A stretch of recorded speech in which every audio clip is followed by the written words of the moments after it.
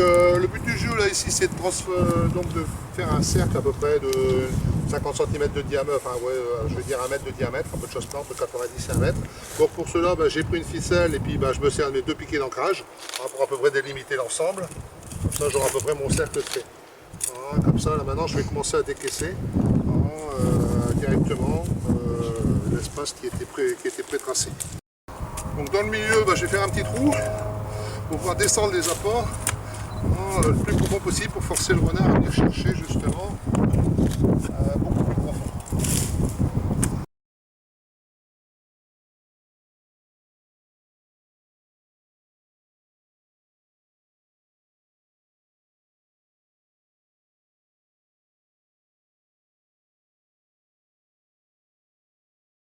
Voilà, donc là le décaissement est fini. On va pouvoir déjà placer les 2 piquets parce que ça il faut absolument qu'ils soient enterrés très profond.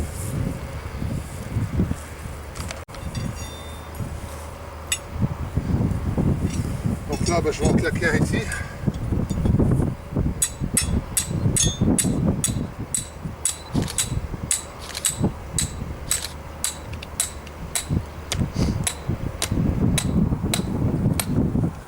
Mettre la chaîne avant ici.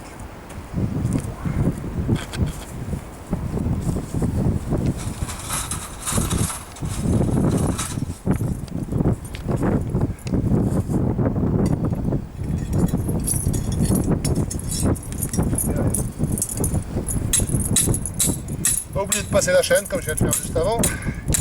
Là ça va pas le faire.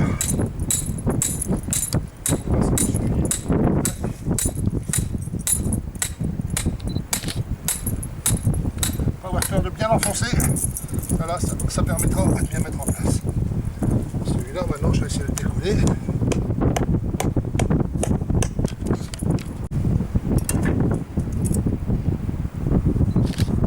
Donc là j'ai mis un double ancrage. Ici j'ai mis un simple ancrage, donc c'est à peu près, bon, il faut que ça peut fonctionner dans les deux sens.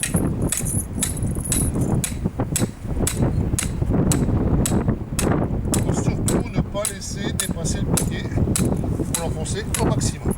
Parce que sinon le renard il va ressortir et c'est toujours bon. Voilà, donc là maintenant la partie la plus dure je pense est faite.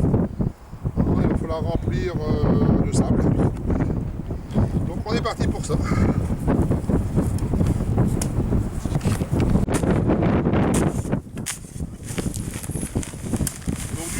C'est le gravier de Seine, c'est du sable qu'on trouve chez les marchands de matériaux, c'est relativement facile à trouver, je veux dire, beaucoup plus facile pour moi que le sable que je trouvais du fumier.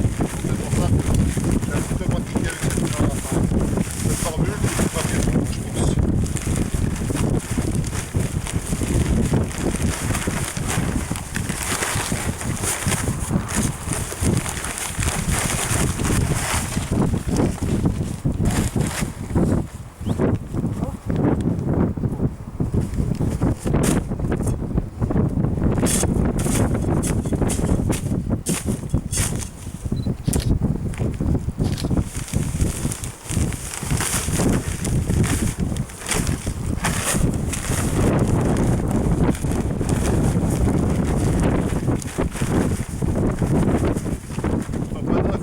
Sortir les chaînes.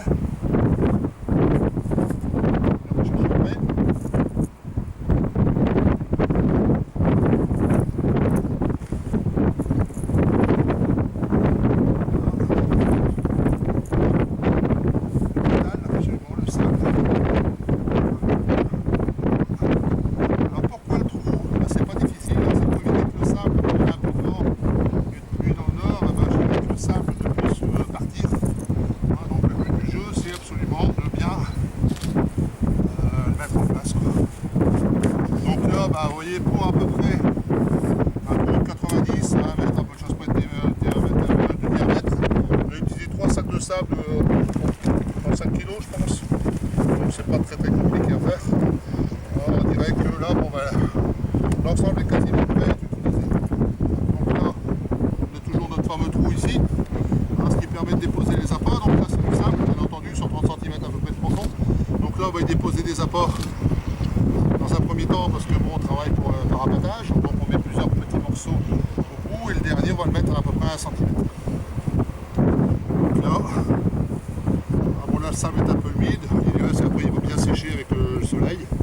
Ça va quand même beaucoup plus facile. Et donc ça va quand même beaucoup plus simple après pour poser les pièges. À certains endroits on va pouvoir quand même travailler je pense correctement. Donc ça permet. Et l'avantage du sable, ce que j'aime bien aussi là-dedans, c'est quand même qu'on voit ce qui vient. On voit absolument les empreintes et des animaux qui viennent dedans et c'est vraiment très très intéressant de savoir ce que vous devez piéger. Donc le principe base des appâts farine de poisson, donc ça c'est un gros morceau. Le but du jeu c'est à mon avis de le couper minimum en 3 morceaux, donc au couteau carrément, voilà, comme ça doit être petit bout. Parce que bon, si le renard vient qui prend un gros morceau, il est tranquille, il faut qu'il digère, je veux dire ça, et c'est quand même plus gros et à base de farine, donc ça a une odeur quand même assez spéciale, et ça attire quand même pas mal. Donc ça, c'est le principe de couper des petits morceaux. Donc le but du jeu, c'est de mettre un morceau au fond, de le faire chercher, on va mettre un peu de sable, on va mettre un morceau, une fois qu'il aura goûté, il va venir chercher, donc ça, je vais pouvoir dessus.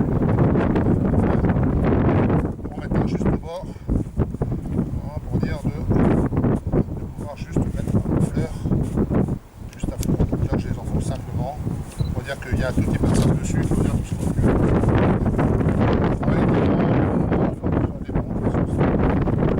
Avec la farine de poisson, je préfère parce que c'est quand même ça donne vraiment une mauvaise odeur. Donc le principe maintenant, moi j'aime bien attendre et laisser venir l'animal qui vient le chercher directement, comme ça me permet de voir où je dois poser mes pièges. Petite astuce, les petites rondelles de conserve, c'est tout bon, mais ça permet qu'ils s'habituent un peu à la ferraille. On les met comme ça. Comme ça il va savoir qu'il y a de la ferraille, on les chaîne, on les cache légèrement, il ne faut pas avoir peur faut absolument les retrouver, c'est l'avantage, et voilà. Donc là le tas pour moi est prêt à être visité entre guillemets, et on laisse maintenant venir travailler l'animal, et de voir comment ça se passe. Comme ça bon, c'est propre, et en sachant qu'il viendra, à mon avis, chercher les appâts dans très peu de temps. Donc là le principe c'est justement de venir appâter. Donc les petites rondelles, ça permet de l'habituer un peu à la ferraille, s'il a été loupé quelque part ou un truc comme ça, c'est une bricole, mais dans le temps d'utiliser le fer à cheval, maintenant voilà, ce genre de petites choses c'est pas pour moi. Voilà, donc ça c'est pour la mise en pratique, je dirais au départ, moi c'est ce que je préfère. Donc quand l'animal est venu 1, 2, 3, 4 jours, ça dépend, là on peut poser les pièges. Donc c'est ma façon de faire, il y en a d'autres qui posent directement. Maintenant je vais poser les pièges, pour vous montrer un petit peu la position. Voilà. Le principe de base déjà c'est de préparer le terrain avec ce système là, et puis de venir laisser l'animal venir dedans, il va creuser, il va chercher un peu les petits appâts. Surtout je répète bien les petits appâts parce que ça sert à rien de lui mettre un nid de poulet ou un ragondin ou un rat musqué, ça sert à rien du tout parce qu'il va le prendre et mettre 4-5 jours sans voir. Donc il faut absolument travailler différemment. Voilà. Donc maintenant je vais poser 2 pièges pour voir un petit peu là-dedans, pour un peu ce qu'on peut faire. Donc soit avec des gants ou sans gants, bon là je l'ai posé sans gants pour la démonstration, ça va être plus facile. N'oubliez pas de poser les gants. Donc je vais poser le bélier et le vert. Comme ça permettra d'avoir les deux modèles posés. Donc la palette un peu sensible, donc je vais chercher pour la retendre un peu plus, parce que normalement la règle entre 800 grammes et 1 kg. Donc ça, une palette comme celle-là, beaucoup trop sensible, donc je vais la serrer, donc je vais chercher le tournevis pour la serrer dans le truc. Bon, donc je vais tendre le bélil pour le mettre en place directement. Donc la tente du bélil, j'ai déjà démontré, donc on utilise la cale, bien entendu, c'est ce qui va le mieux. On repousse vers le haut, chaque côté, on passe la palette, en même temps on utilise la sécurité. On n'oublie pas de rabattre la palette. La palette de temps. Donc là vous voyez j'ai durci quand même la palette un coup. Donc moi j'aime bien travailler que de la mousse. Pourquoi la mousse? Parce que c'est naturel je dirais. Et c'est quand même pas plus mal. Impeccable. Merci.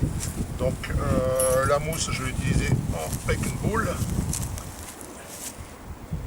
Donc assez compact, il faut un minimum de ce qu'il faut, pour dire d'utiliser en plus, pour réduire un peu plus la palette. Donc ce qui va permettre qu'elle soit un peu plus dure au déclenchement.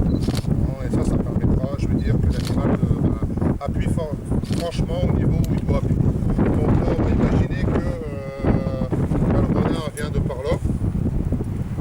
Donc il va toujours essayer de s'amuser dans le trou, donc moi je vais essayer de poser, je vais récupérer une chaîne.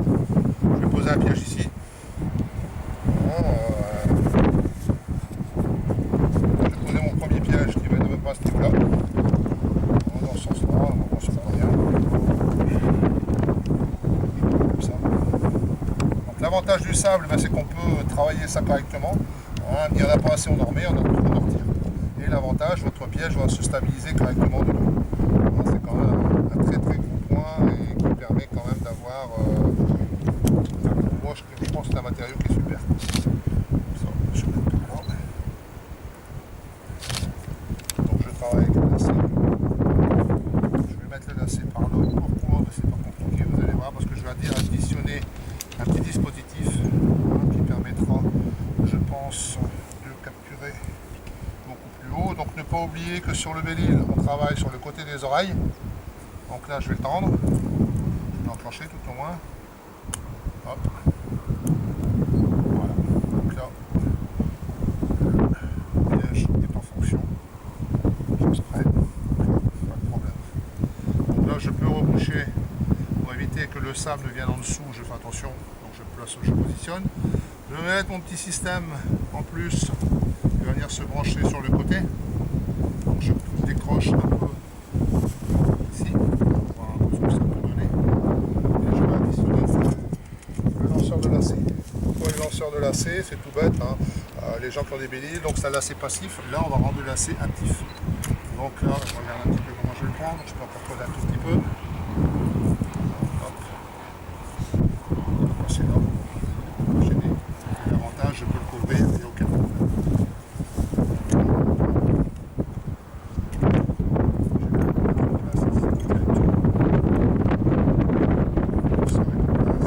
Absolument pareil. L'avantage de le caler avec le sable, si on n'a pas assez, on en remet, si on a trop, on en retire. Donc là, il faut que je vienne mettre ça juste dans la boucle, voilà, comme il est placé ici.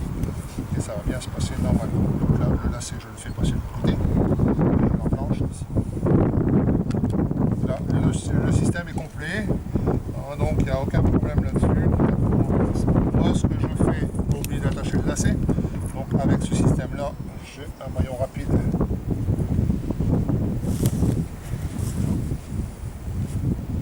Donc l'avantage, c'est d'être il faut absolument être le moins longtemps possible, je dirais, sur un lieu de piégeage. Parce que bon, là automatiquement vous laissez beaucoup d'odeur, mais savoir que le renard est habitué à votre odeur. Si vous venez tous les jours, il est habitué, donc il n'y a aucun problème, je pense, au niveau de certaines odeurs, il n'y a aucun problème pour moi, ça doit super bien. Pas trop de problème. Je vais utiliser une sardine pour caler le lanceur, et je peux en même temps utiliser la même sardine pour attraper le lacet. Donc pourquoi mes 10 cm de terre? Voilà, c'est pas difficile. Là, je peux arriver à fixer ma sardine sans problème et je peux arriver à tenir les deux ensemble. Donc là, le lacet est mis correctement dans le petit crochet qui permet absolument de lever. Donc l'idéal, on va coucher, pas oublier de tirer les sécurités Belle-Île et de pouvoir normalement tamiser. Bon, là, le sable est un peu frais, je sais pas ce que ça va donner, mais je pense que ça va pas passer. Ça peut passer. Donc on va passer directement. Déjà reboucher le maximum, le lanceur, il n'y a pas de problème. Et au niveau du piège, par contre, c'est là que je fais attention. Je remplis tout doucement.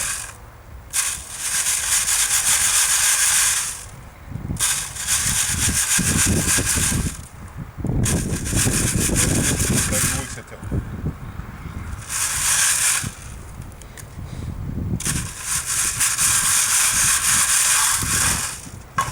Là, je suis à peu près en place. Je dirais qu'il n'y a pas trop, il y a encore quelques trucs. La petite sécurité, c'est la dernière chose que je vais enlever au niveau du lanceur. Parce que c'est quand même la partie la plus importante à ne pas faire très attention. Et donc ça, c'est la dernière chose que j'enlève, la sécurité du lanceur. Parce que c'est vraiment très très dangereux. Et donc voilà, là l'ensemble est caché. Il n'y a plus trop de problème, le piège est complètement caché. Donc là j'ai dissimulé complètement un piège d'un côté avec le système de lanceur.